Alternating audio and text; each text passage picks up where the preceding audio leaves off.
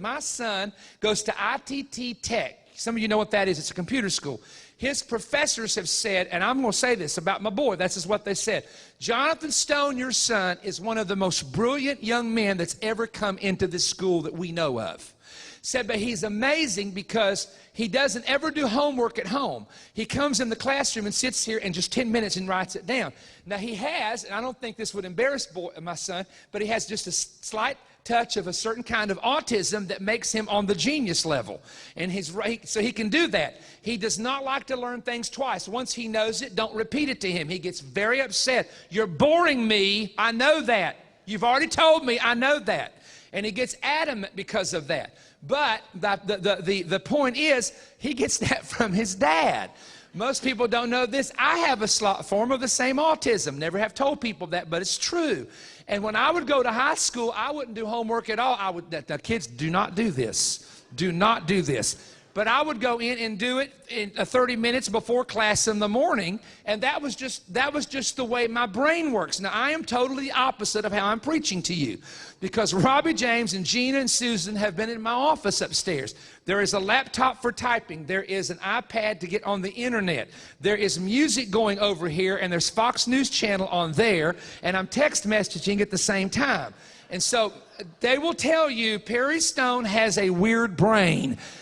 What I can do is compartmentalize. I can shut off that, and this, and concentrate on that and not even know. When you come into a room, what do? I say, sit down and be quiet for a minute. And I don't even talk to him till I finish my thought. In other words, I'm able to focus on one thing while 8 things are going on around me. I learned to do that by staying in the same hotel room with a baby and my wife traveling on the road.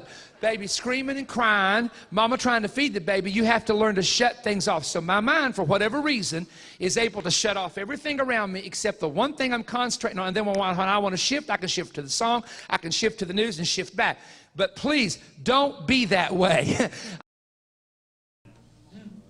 And I'd like to announce to you, you're looking at one who's been there.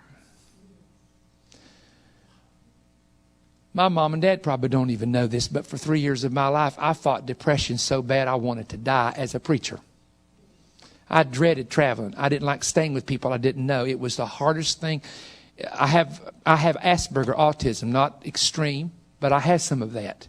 It's a social problem. And the idea of going to a man's house that I did not know, it made me physically sick. I would rather die. Pam, do you remember those days? I would rather die than to go to someone's house I did not know and have to sit at their table and carry on a conversation with them. That's why I took a stack of books, no computers then, a stack of books and Bible and a notebook, and I locked the bedroom door and never came out.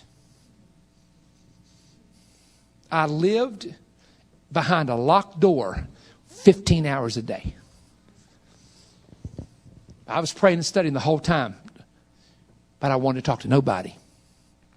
So I know what it is to be depressed, and I know what it is to be called to do something and don't think you're able to do it. And you trust me when I tell you this, I know what it is to be disappointed. So I've been there. So tonight, I want to throw somebody some meat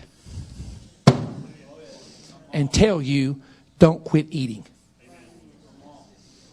And tell you, don't give up when you feel like you have no friends, when you feel like you're the only saved one in your family, when you're trying to make a stand. Take the quit option off the table. And realize somebody's been where I've been, and somebody's gone through what I've gone through, and somebody has made it through it. And if they will and they can, so can I.